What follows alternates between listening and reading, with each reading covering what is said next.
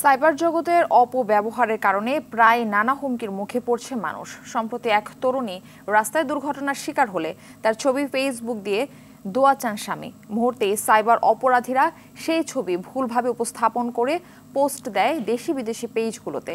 ভুক্তভোগী ঘটনার সত্যতা প্রকাশ করলে দেয়া হয় হুমকিও। তরুণীর দাবি, অভিযোগ জানালেও প্রশাসনের কাছ থেকে এখনো কোনো সহায়তা পাননি।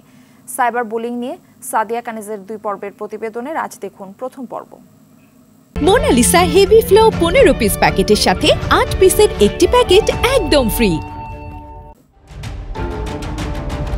18 এপ্রিল মিরপুরে দৈনন্দিন কাজ সেরে বাড়ি ফেরার পথে এক স্কেটারের সঙ্গে ধাক্কা লাগে আদ্রিতার।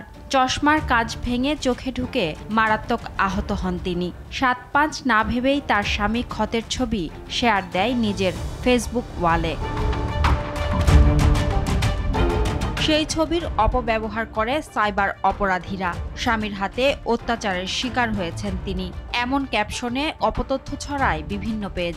বাংলাদেশের সংখ্যালঘু অত্যাচার হচ্ছে, এমন ক্যাপশনেও বিদেশি বিভিন্ন পেজে শেয়ার দেয়া হয়।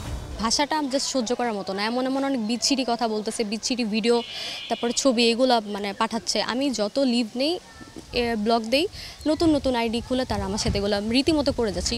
ভুক্তভোগী ঘটনার সত্যতা প্রকাশ করে পাল্টা পোস্ট দেওয়ার পর থেকে শুরু হয় হুমকি।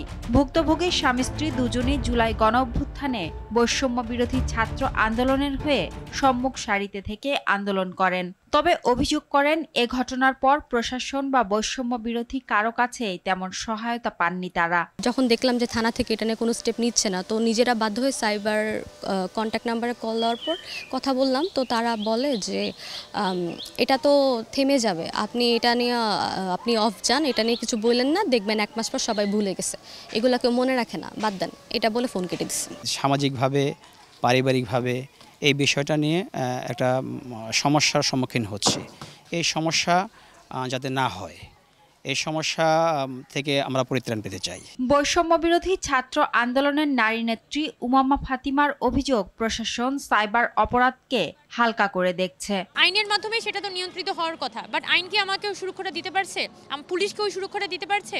বা গভর্নমেন্টের কাছে গেলে কি তারা প্রপার সুরক্ষাটা দিতে পারছে? আমরা তো সেটা দেখছি না। তো যেহেতু আমরা ওভারঅল এখানে একটা শিথিলতাটা দেখি, তাই আমাদের পক্ষেও এই বিষয়ে প্রপার সাজেশন দেয়া, প্রপার একটা গাইডলাইনের মধ্যে নিয়ে আসা, এটা আমাদের জন্য অনেক ক্ষেত্রে সম্ভব হয় না। এটা আমি নিজেও খুব সরি ফিল করি, বাট এটা হতে বাস্তবতা, যেটার মধ্যে আমি নিজেও আছি এবং আরও অনেক মেয়েকে এটা ফেস করতে হচ্ছে। তবে পুলিশ বলছে, সাইবার অপরাধীদের ধরতে আইন শৃঙ্খলা বাহিনীর তৎপরতা অব্যাহত রয়েছে। প্রযুক্তির উৎকর্ষতার সাথে সাথে নতুন বিভিন্ন অ্যাপ তৈরি হচ্ছে এবং বিভিন্নভাবে মানুষকে অনেক সময় হয়রানি করা হচ্ছে।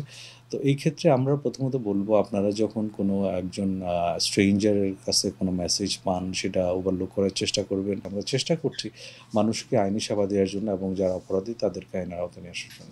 ব্যক্তিগত তথ্য আদান প্রদানে সবার সচেতনতা বাড়ানোর পরামর্শ পুলিশের এই কর্মকর্তার। কি ধরনের তথ্য শেয়ার করবেন, এ ব্যাপারে অবশ্যই সচেতন হতে হবে। সাদিয়া কানিজ, RTV, ঢাকা।